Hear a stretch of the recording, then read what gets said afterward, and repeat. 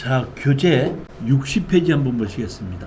오늘 소송 경매다의 두 번째 시간인데 그 지분 경매를 가지고 제가 강의를 했는데 지분 경매 중에서 이것이 제가 여태까지 그 지분 경매 한 것 중에서 이렇게 특이한 지분 경매는 처음이고 이때 지분 경매 이거를 우리가 낙찰을 받았었고 이런 지분 경매가 또다시 나온 적은 없습니다. 아주 특이한 경우인데 보시게끔 되면은 안성시 대천동에 보면은 여기 신권으로 해갖고 4억 3,900이 2억 1,500까지 떨어졌습니다. 토지 건물 지분 매각입니다.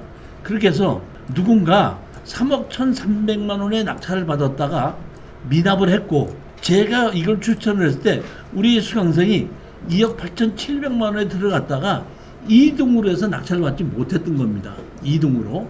자, 그랬는데 허가가 났는데 미납이 돼갖고 다시 경매가 나왔는데 여기에 제가 나중에 알아보니까 여기에 낙찰을 받은 사람이 지분권자더라고요. 지분권자가 다시 자기가 낙찰을 받으려고 했었는데 이게 지분이다 보니까 대출을 안 해줘갖고 잔금을 못 내갖고 다시 경매가 나온 거예요. 그렇게 해서 이 다시 나왔길래 우리 수강생 보고 다시 제가 입찰에 들어가서 먼저 번에는 1차는 2억 8,700만 원의 입찰에 들어갔다가 2등으로 떨어졌는데 두 번째는 내가 낮춰서 들어가라 그래갖고 2억 4,800만 원에 들어가서 단독 응찰로 낙찰을 받은 겁니다. 자, 그러면 이게 왜 이렇게 떨어졌고 뭐가 제가 이렇게 특이하다 그랬는데 뭐가 특이한지를 설명을 드리도록 하겠습니다. 건물은 6분의 2 지분 매각이에요. 다시 말하면 건물은 두 사람이 6분의 1 갖고 있고 6분의 1 가지고 있는 것이 경매로 나온 겁니다. 그 다음에 토지는 두 필지인데 한 필지는 1890분의 990. 다시 말하면 반이 살짝 넘는 정도의 그 지분이 나왔고 또 한 필지는 토지 전체가 나온 겁니다. 그러니까 두 필지 토지에 한 필지는 전체가 나왔고 한 필지는 1890분의 990 지분이 나온 겁니다. 그런데 여기서 뭐가 특이하냐면은 건물 지분권자는 토지 지분이 없고 토지 지분권자는 건물 지분권자 지분이 없더라고요. 그래서 우리는 낙찰을 받게끔 되면은 토지 지분도 낙찰을 받고 건물 지분도 주인이 따로따로 걸 다 낙찰을 받으니까 우리로서는 건물도 지분권자가 되고 토지도 지분권자가 되는 겁니다. 근데 건물은 제가 봤을 때 약 3분의 1입니다. 건물은 3분의 1이고 이 뭐는 토지는 거의 한 그 70% 정도를 우리가 낙찰을 받기 때문에 우리가 3분의 1 정도밖에 건물을 낙찰을 못 받더라도 토지를 한 75% 정도를 낙찰을 받으니까 나머지 건물 지분권자하고 협상을 하기가 훨씬 더 유리할 것이라고 생각하고 입찰에 들어가라고 그랬던 겁니다. 자, 내용을 보시게끔 되면 여기 보면 토지 지분이 120번지 갖고 120번지가 있죠. 보면 박누구인데 보면은 하나는 120번지는 둘이 다 가지고 있는 거고 121번지는 1890분에 584, 1890분에 391 이렇게 경매가 나오는 겁니다. 여기 보게끔 되면 여기 감정평가사에 보면 이렇게 나온 것이 있죠. 요 한 필지는 전부 다고 하나는 1890분에 594, 하나는 396에. 그러니까 합치면 990이 되는 겁니다. 건물은 누가 보면 박누구가 있고 박누구가 있죠. 이렇게 해서 박누구가 있고 박누구가 있는 것이 두 개가 경매로 나온 겁니다. 이렇게 해서 경매가 진행된 건데 건물을 보게끔 되면 보면 공유자가 두 개 있고 이렇게 돼 있습니다. 보면 그렇게 해서 여기 보면 대항력 있는 임차인들이 있죠. 여기 보면 이거는 설정에 의해서 경매가 나온 것이 아니라 강제 경매로 나왔기 때문에 그 강제 경매가 기준 권리다 보니까 거기에 새드는 사람들은 전부 다 대항력이 있는 사람들입니다. 대항력이 있는 사람들이다 보니까 여기 보게끔 되면 뭐라면 확정이 없는데 대항력이 있고 1,000만 원을 배당 요구를 했는데 확정이 없다 보니까 이거는 배당이 안 나가겠죠.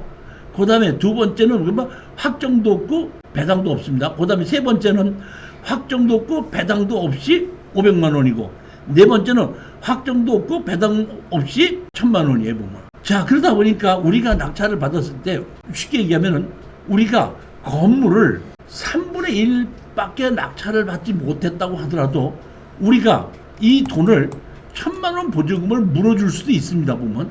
그러니까 우리한테 달라고 하지는 않아도 3분의 1밖에 없기 때문에 달라고 하지 않아도 내가 내보내려고 하면은 우리는 이 사람은 당신 저기 뭐 나가 하면 알았어 그럼 내 1,000만 원 주면 나갈게 이렇게 요구할 수 있는 권한이 있는 그런 물건이었습니다. 자, 이거를 낙찰을 받고 지금서부터 이게 날짜가 보면 9년 전입니다. 9년 전. 언제죠? 2015년 12월 7일이니까 지금 여기서부터 약 9년 전입니다. 낙찰을 받고 난 다음에 그 사람이 이제 잔금을 내고 난 다음에 낙찰을 받은 우리 수강생이 저한테 전화가 왔어요. 교수님 말씀대로 낙찰을 받고 잔금을 냈습니다. 잔금을 냈는데 지금서부터 어떻게 해야지 됩니까? 하고 저한테 물어봐서 일단은 우리가 3분의 1밖에 건물은 3분의 1밖에 가져 있지 않지만은 우리가 얼핏 보면 3분의 1을 줘야지 되는데 내가 1,000만 원을 다 줘갖고 이 사람을 우리 손으로 만들어야 되겠다고 해갖고 사실은 제가 여기 현장에서 아침 9시에 우리 낙찰 받은 사람하고 만나기로 했어요. 만나가지고 제일 먼저 여기 보시게끔 되면 뭐가 있냐면 여기 보면 본죽이 있고 여기 보면 뭐가 있죠? 여기 보면 미용실이 있어요. 여기 보면 헤어 여기 있죠. 미용실 있지 않습니까?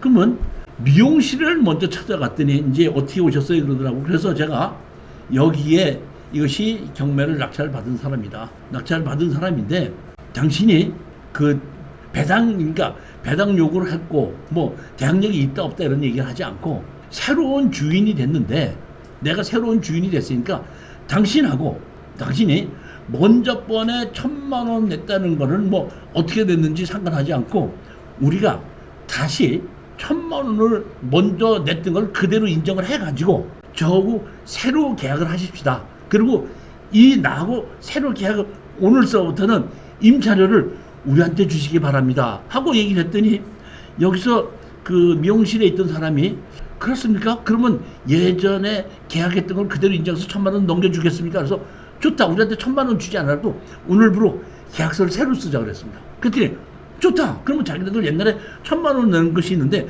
1,000만 원을 그대로 계약서를 쓰는 거는 좋다. 근데 그 사람은 제가 판단하기에는 경매가 진행되는 동안 월세를 안 냈을 거라고 봐요. 그러면 한 1년 정도를 월세를 1년에서 1년 반 정도를 월세를 안 냈다 그러면 1,000만 원에서 보증금이 남은 것이 내가 보기엔 한 200~300만 원밖에 안 남았을 텐데 1,000만 원을 그대로 다 인정해서 새로 계약서를 쓰자고 그랬더니 오케이 하더라고요. 우리는 건물이 3분의 1밖에 없습니다. 오케이. 그랬더니 그 사람이 만약에 이런 식으로 얘기한다 그러면 자기가 잘 알고 있는 여기 뭐야? 노래방, 지하에 노래방이 있고 여기에 또 뭐는 본죽이 있습니다. 여기 2층은 만화 가게였었는데 이 만화 사랑은 비고 없습니다. 그 다음에 위층에 4층에 그 전세를 들은 사람이 있어요. 보면은 그렇게 됐는데 이 전세 들은 사람은 우리가 가서 얘기를 하지 않고 이 사람은 배당이 나갈 거니까 그냥 우리는 가만히 있고 여기 세 들은 사람들 500만 원, 1,000만 원 세 들은 사람만 여태까지 돈 안 내고 했어도 오늘부로 새로 계약서를 쓰고 오늘부터는 임대를 주십시오 그랬더니 좋습니다. 만약에 그런 식의 조건으로 계약한다면 자기가 노래방하고 본죽하고도 다 얘기를 해드리겠습니다. 그대로. 그렇게 해서 우리 낙찰 받은 수강생이 여기에 있던 미용실이나 본죽이나 노래방하고 새로 계약서를 썼고 사실은 보면 제일 걱정이 됐던 것이 이게 옥상에 이제 4,000만 원인가 그 보증금 들어간 사람이 있는데 여기다 보면 우리가 건물은 3분의 2밖에 낙찰을 받지 못하고 땅은 70%밖에 낙찰을 받지 못했어도 배당 요구를 했는데 배당이 다 나가더라고요. 그러니까 이 사람은 배당을 다 받았으니까 배당 받은 것 갖고 그대로 살겠다. 그러니까 그걸 가지고 그대로 계속해서 그대로 계약서를 쓰게끔 된 겁니다. 이제 우리는 건물은 3분의 1을 가지고 있고 토지는 70%를 갖고 있는데 월세는 우리가 받는 겁니다. 월세를. 자, 그러다 보니까 땅 주인이 연락이 와서 내 땅을 사가십시오 하고 연락이 오다 보니까 땅 주인이 그러면 얼마와 팔게끔 되느냐 해가지고 내가 이제 우리 낙찰받은 수강자한테 뭐라고 했냐면 우리는 월세를 그냥 전부 다를 주인으로 하면서 월세를 받고 있기 때문에 시간이 지나가면은 우리는 아쉬울 것이 없다. 아쉬울 것이 없으니까 그렇다면 그냥 땅 가격을 우리가 산 가격 정도로 낮춰서 얘기를 하고 그 사람이 협상해서 한다 그러면 하고 나는 그 정도밖에 못 준다고 그러고 그냥 버텨라. 그랬더니 몇 개월 정도 버티다가 땅 주인이 그러면 당신이 얘기한다는 그 가격에 주시면 내가 팔겠습니다 해갖고 팔았던 겁니다. 그래서 땅은 협상으로 해서 우리가 넘겨받았어요. 근데 만약에 이 경우에 땅 주인이 자기가 주인이기 때문에 지료를 내놔라 할게끔 되면 우리는 건물은 3분의 1이고 3분의 2 건물 주인한테 자기가 땅에 그 한 30% 갖고 있는 걸 지료 청구를 하는 것이 맞는데 제가 보기에는 그것도 나 보면은 안 한 것 같아요. 보면은 그거를 안 하고 그냥 협상을 해서 그 사람 팔고 나왔습니다. 문제는 건물을 3분의 2를 가지고 있는 사람들이에요.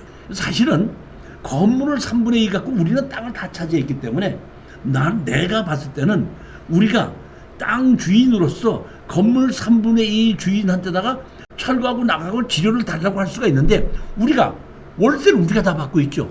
우리가 다 받고 있으니까 지료 달라고 못하는 겁니다.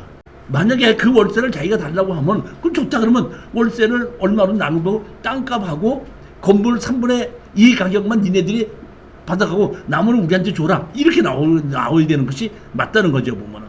그래서 건물 주인하고 협상을 하는데 협상이 안 되는 거야. 자기네들 건물 다 받겠다고. 그 이제 우리 낙찰받은 수강생이 저한테 오더라고.